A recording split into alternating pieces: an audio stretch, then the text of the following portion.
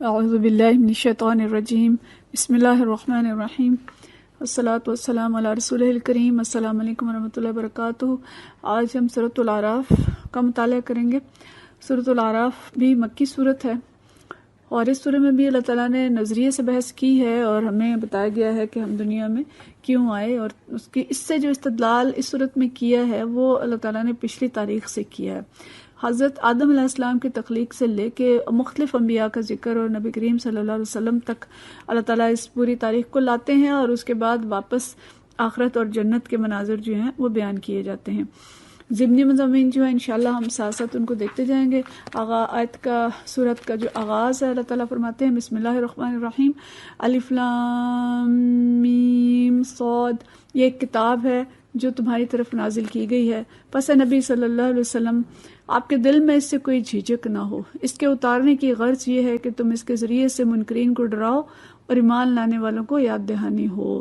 لوگوں، جو کچھ تمہارے رب کی طرف سے تم پہ نازل کیا گیا ہے اس کی پیروی کرو اور اپنے رب کو چھوڑ کر دوسرے سرپرستوں کی پیروی نہ کرو، مگر تم لوگ کم ہی نصیحت مانتے ہو۔ کتاب نازل کی اور فرمایا کہ یہ کتاب آئی ہے ڈرانے کے لیے منکرین کو، اور نصیحت ہے ان لوگوں کے لیے، یاد دہانی ہے جو کہ اللہ کے نیک بندے ہیں، ان کو بھولا ہوا سبق یاد کرائیں۔ اور نبی کریم صلی اللہ علیہ وسلم سے یہ فرمایا کہ آپ کے دل میں اس کتاب کو بتانے میں کوئی جھجک نہ ہو اور لوگوں کو بے کم و کاست ساری بات پہنچا دیں کہ وہ اللہ تعالیٰ کی اطاعت کریں اور اس کی پیروی کریں اور اس کتاب کو مانیں۔ اور فرمایا، اس کے بعد فرمایا کہ اگر جو کتابوں کو نہیں مانتے تو پھر اس بات سے ڈریں کہ اللہ تعالیٰ کا عذاب پچھلی قوموں پہ آیا یا تو رات کو جب وہ آرام کر رہی تھیں یا قیلولہ کے وقت، اور ہم دیکھتے ہیں کہ 8 اکتوبر کا زلزلہ بھی اس وقت آیا تھا جب روزہ رکھ کے لوگ سو رہے تھے۔ تو فرمایا آیت نمبر 8 میں کہ جب قیامت والے دن اعمال نامے تلیں گے تو وزن صرف حق ہوگا، والوزن یومئذ الحق، یعنی وہ اعمال جو اللہ کی رضا کے لیے کیے اور نبی کریم صلی اللہ علیہ وسلم کے بتائے ہوئے طریقے کے مطابق کیے، وہی حق رکھیں گے۔ پھر آیت نمبر 11 سے یعنی وہی انہی کا وزن ہوگا اور باقی سب اعمال ضائع ہو جائیں گے۔ آیت نمبر 11 سے 25 تک تخلیق انسانیت کا قصہ ہے اور محفل مارکہ خیر و شر کی ابتدا ہے۔ اللہ تعالیٰ نے آسمانوں پہ محفل سے جا کے ہماری تخلیق کی اور بتایا کہ آدم علیہ السلام کو اپنے ہاتھ سے بنایا، باعزت مکرم بنایا، خلیفہ بنایا، اور شیطان سے کہا کہ ان کو سجدہ کرو، لیکن شیطان نے سجدہ نہ کیا، وہ مردود ٹھہرا، اللہ تعالیٰ نے اس کو رد کر دیا، اور پھر اس نے کہا کہ میں اس کی وجہ سے، انسان کی وجہ سے مردود ہوا ہوں، تو میں بھی ان انسانوں کو بہکاؤں گا، ان کے آگے پیچھے دائیں بائیں سے آؤں گا۔ گویا جو مارکہ حق و باطل تھا اس کا آغاز جنت میں ہی حضرت آدم علیہ السلام کی تخلیق کے ساتھ ہی شروع ہو گیا تھا۔ شیطان کیسے حملہ آور ہوتا ہے یہ ہمیں سمجھنا چاہیے۔ آگے پیچھے دائیں بائیں سے انسان کے کمزور مقامات سے اس کی خواہشات نفسانی کے ذریعے آتا ہے، خاص طور پہ جنسی خواہش اور مال جمع کرنے کی جو خواہش ہے، اور خیر خواہ بن کے آتا ہے، جھوٹے وعدے کرتا ہے۔ یہ ساری چیزیں ہم سمجھیں، اور اللہ نے بھی فرما دیا تھا کہ ان عبادی لیس لک علیہم سلطان، کہ میرے بندوں پہ تیرا کوئی زور نہیں ہوگا۔ گویا ہم اللہ کے بندے بن جائیں تو اس کے جو اکساہٹیں ہیں ان سے بچ سکتے ہیں۔ حضرت آدم اور حوا کو پھر کہا کہ جنت میں رہیں اور میری ہدایات کی پیروی کریں، لیکن شیطان نے انہیں بہکایا اور اس درخت کا پھل کھلا دیا جس سے اللہ نے منع کیا تھا، اور اس کے نتیجے میں ان کے ستر کھل گئے۔ گویا پہلی ضرب جو شیطان کی تھی، اس نے جو محافظ فصیل اللہ نے بنائی تھی حیا کی، اس پہ ضرب لگائی، اور آج تک بھی شیطان کا کوئی منصوبہ مکمل نہیں ہوتا جب تک کہ وہ عورت کو خاص طور پہ بے لباس کر کے باہر نہ نکال دے۔ تو آدم علیہ السلام سے غلطی ہوئی، انہوں نے توبہ کی، غلطی کا اعتراف کیا، گناہ پہ اصرار نہیں کیا۔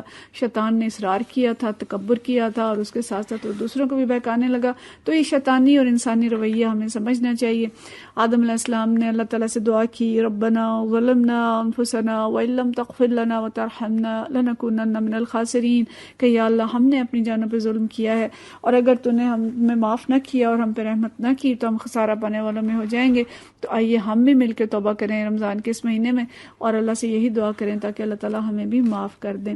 اگلا سبق آیت نمبر 26 سے آیت نمبر 32 تک تخلیق انسانیت کی کہانی سنانے کے بعد اللہ تعالیٰ فرماتا ہے کہ اے اولاد آدم، ہم نے تم پہ لباس نازل کیا ہے، لباس الہام کیا ہے، اور اللہ تعالیٰ نے لباس کا معاملہ اپنے ہاتھ میں رکھا ہے. اس آیت سے ہمیں پتہ چلتا ہے کہ لباس کوئی ایوولوشن نہیں ہے، کیونکہ لباس کے معاملات جو ہیں انسان کے اخلاق پہ، معاشرت پہ، معیشت پہ، ہر چیز پہ ہوتے ہیں، اور لباس ہی انسان اور حیوان کا فرق کرنے والی چیز ہے. تو اس لیے اللہ تعالیٰ نے فرمایا کہ لباس میں نے نازل کیا ہے، اور ساتھ ہی اصول بتا دیا کہ لباس التقوی ذالک خیر، کہ تقوی کا لباس جو ہے وہ خیر کا لباس اور بہتر لباس ہے. اور لباس کے مقاصد بتائے کہ یہ ستر پوشی کرنے والا ہو، نمبر 1، نمبر 2 حفاظت کرنے والا، اور زینت کا ذریعہ ہو. یہ ترتیب ہے، اور ترتیب ہم نے الٹ دی ہے. زینت سب سے پہلے ہے، سردی گرمی سے حفاظت نمبر 2، اور ستر پوشی جو ہے وہ آخر پہ چلے جاتی ہے.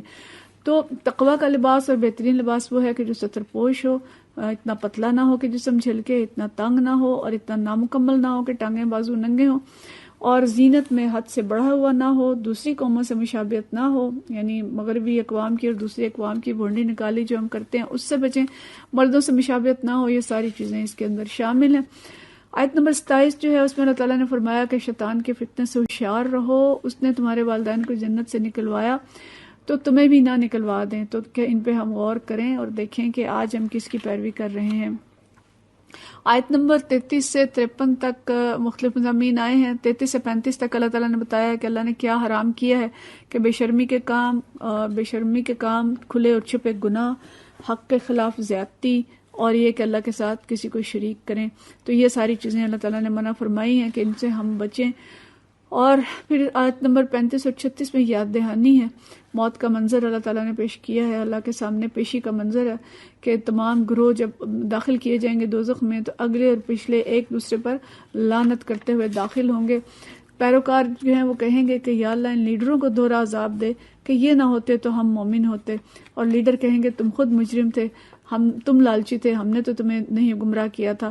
تو اللہ تعالیٰ کہے گا کہ سب کے لیے ہی دوہرا عذاب ہے، کیونکہ ہر کوئی کسی کا خلف ہے اور کسی کا پیروکار ہے.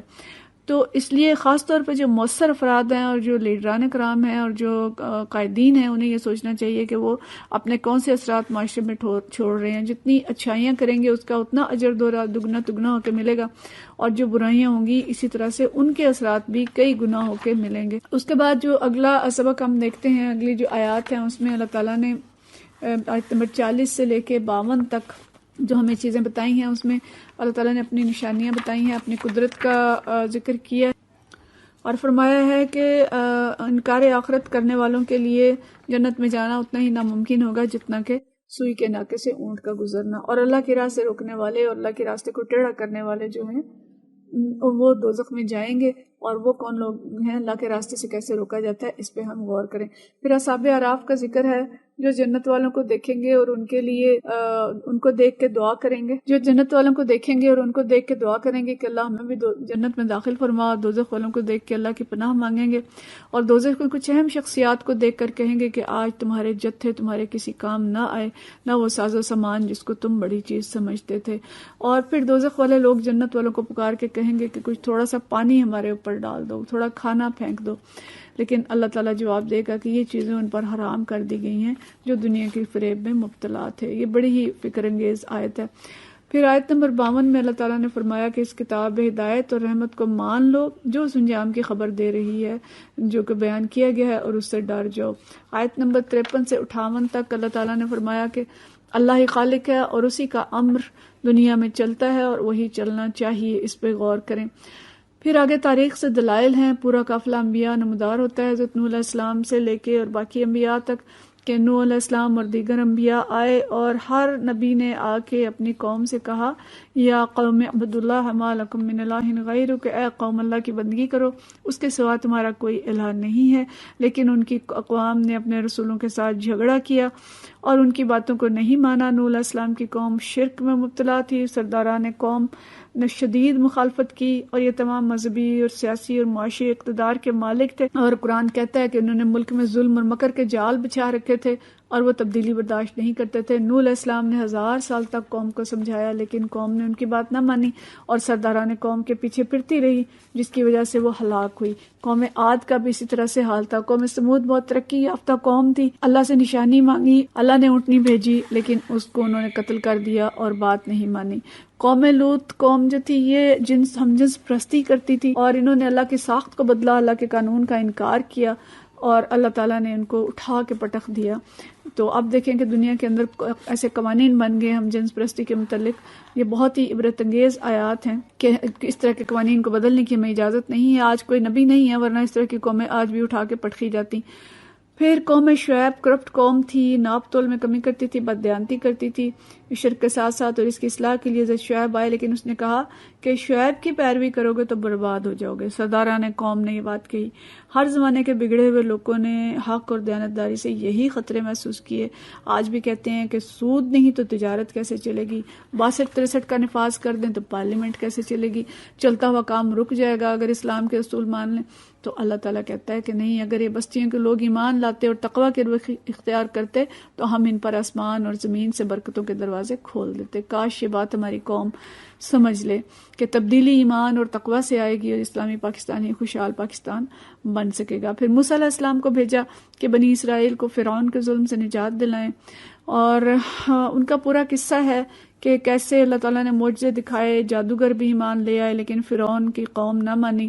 اللہ نے ان پہ قحط بھیجے، طوفان آئے، ٹڈی دل چھوڑے گئے، سرسریاں پلائیں، لیکن اس قوم نے عقل نہ کی. فرعون کی پارلیمنٹ جو مشورے دیے کہ موسیٰ علیہ السلام فساد کر رہے ہیں، ان کو ایسے ہی چھوڑ دیں گے، ان کو پکڑیں اور ان کو قتل کریں. جیسے آج جو کشمیری اور فلسطینی آزادی کے لیے جدوجہد کر رہے ہیں تو ان کو بھی دہشت گرد اور فسادی کہا جا رہا ہے. تو اس طرح سے ان لوگوں نے موسیٰ علیہ السلام کے خلاف سازشیں کی، لیکن بالآخر فرعون اور اس کی قوم غرق ہوئی، اور جو کمزور تھے بنی اسرائیل اللہ تعالیٰ نے انہیں طاقتور کیا اور زمین کا وارث بنا دیا. آگے آیت نمبر 137 سے 156 تک بنی اسرائیل کا تذکرہ ہے کہ اللہ نے انہیں کس طرح سربلندی دی، ان پہ کون کون سے انعامات کیے، لیکن انہوں نے موسیٰ علیہ السلام کو کس طرح اذیتیں دی. یہ ہم ساری تفصیل سورۃ البقرہ میں بھی پڑھ چکے ہیں. پھر آیت نمبر 157 اور 158 میں بنی اسرائیل کو موسیٰ علیہ السلام کی زبانی بتا دیا گیا تھا کہ ایک نبی صلی اللہ علیہ وسلم تشریف لائیں گے، اور جو رحمت کے حقدار وہ لوگ ہوں گے جو ان پر ایمان لائیں گے، ان کی تعظیم اور توقیر کریں گے، ان کی حمایت اور نصرت کریں گے، اور جو کتاب اللہ نے ان کے ساتھ نازل کی ہوگی، جو نور نازل کی ہے، اس کی پیروی کریں گے. یعنی نبی صلی اللہ علیہ وسلم پر ایمان اور اس کے ساتھ ساتھ ان کی تعظیم اور توقیر کرنا، یہ بھی ایمان کا حصہ ہے، اور یہی لوگ ہوں گے جو اللہ کی رحمت کے حقدار ہوں گے. قانون ناموس رسالت کی حفاظت کرنا یہ ہمارے ایمان کا تقاضا ہے، لیکن قانون کا درست استعمال ضروری ہے. لیکن یہ بات بھی ہے کہ اگر قانون کا درست استعمال نہیں ہوتا تو اس کا مطلب یہ نہیں کہ اس کو ختم کر دیا جائے. تو اگر ہم رحمت چاہتے ہیں تو ہم ان ساری باتوں پہ عمل کریں اور نبی کریم صلی اللہ علیہ وسلم کے مشن کو لے کے کھڑے ہو جائیں اور اس نور کی پیروی کریں جو نازل ہوا ہے. پھر اللہ نے فرمایا کہ آپ اعلان کر دیں نبی کریم صلی اللہ علیہ وسلم سے کہ آپ تمام انسانوں کی طرف رسول بنا کے بھیجے گئے ہیں. رسول اللہ علیکم جمیعا، نبی کریم صلی اللہ علیہ وسلم مشرق و مغرب میں رہنے والے تمام انسانوں کے لیے اور قیامت تک آنے والے تمام انسانوں کے لیے رسول ہیں. محبت کرنے والوں کے بھی رسول ہیں اور خاکے بنانے والوں کے لیے بھی رسول ہیں، مذاق اڑانے والوں کے لیے بھی رسول ہیں. سب کے خیر خواہ ہیں، سب کو دوزخ سے بچانے اور دنیا میں آسانیوں کا پیغام دینے کے لیے آئے ہیں. لیکن اگر آپ پر ایمان نہیں، اور ایمان ہے تو توقیر نہیں، اور توقیر ہے تو نصرت نہیں، یا قرآن پہ عمل نہیں، تو فلاح مشکل ہے. ہمیں ان سب چیزوں پہ عمل کرنا ہوگا، پریکٹسنگ مسلمان بننا ہوگا اور اپنے نبی صلی اللہ علیہ وسلم کی توقیر کی حفاظت کرنی ہوگی. اس کے بعد بنی اسرائیل پر اللہ تعالیٰ کے احسانات کو دوبارہ تذکرہ ہے کہ اس بنی اسرائیل کو جب اللہ نے نجات دی تو انہوں نے کیا کیا غلطیاں کی اور اللہ نے ان پہ کیا کیا احسانات کیے. مصر سے نکلتے ہی انہوں نے جو تقاضا کیا کہ بس ایک معبود ہمارے لیے بنا دیں. بس اس میں مولانا مودود رحمۃ اللہ علیہ لکھتے ہیں کہ غلام قوم تھی، وہ کئی ہزار سال کی غلامی نے ان کے ذہن ہی بدل دیے تھے، اور ان کے اندر وہ چیزیں جو غلام قوم کی ہوتی ہیں بدرجہ ادم پائی جاتی تھیں، اور نقالی خاص طور پہ. اور اس کو ہم دیکھیں کہ ہمارے ہاں بھی انگریز جو کئی سو سال کی حکومت کر کے گئے تو ابھی تک بھی ہم ان کی غلامی سے نکل نہیں سکے.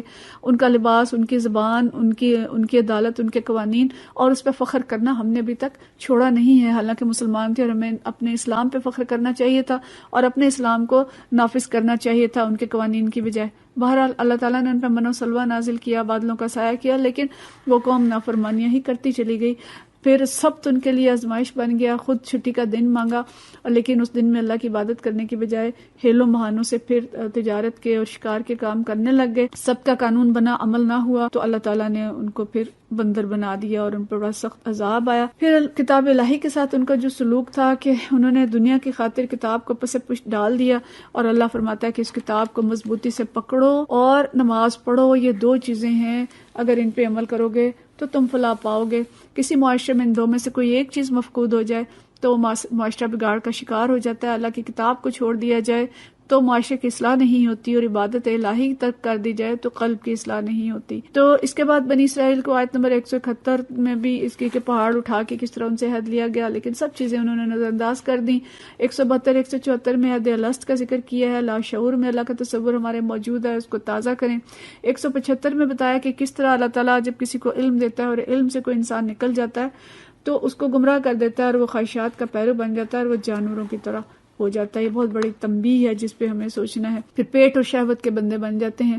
پھر اس کے بعد آیت نمبر 182 میں اسی کا تذکرہ ہے، اور 189 میں اللہ تعالیٰ فرماتا ہے کہ نو انسانی کو وجود بخشنے والا اللہ تعالیٰ ہے، لیکن جب اللہ وجود بخش دیتا ہے تو حمل میں ساری امیدیں تو انسان اللہ سے رکھتا ہے، لیکن بعد میں نظریں اور نیازیں اور شکریہ جو ہیں وہ دوسروں کے ادا کیے جاتے ہیں۔ عرب کے مشرکین تو مانگتے تو اللہ سے تھے لیکن نظریں بتوں کو چڑھاتے تھے، لیکن مسلمان تو اب مانگتے بھی بتوں سے ہیں اور نظریں نیازیں بھی وہیں چڑھاتے ہیں۔ 195 تک مشرکین کے بودے اور کچے سہاروں کا ذکر ہے۔ 199 میں نبی کریم صلی اللہ علیہ وسلم کو تبلیغ کی حکمت سکھائی گئی ہے، اور آخر میں اللہ تعالیٰ پھر فرماتا ہے کہ یہ بصیرت کی روشنیاں تمہارے رب کی طرف سے آ گئی ہیں، ان میں ہدایت اور رحمت ہے، جو ان کو مان لے گا وہی کامیاب ہوگا۔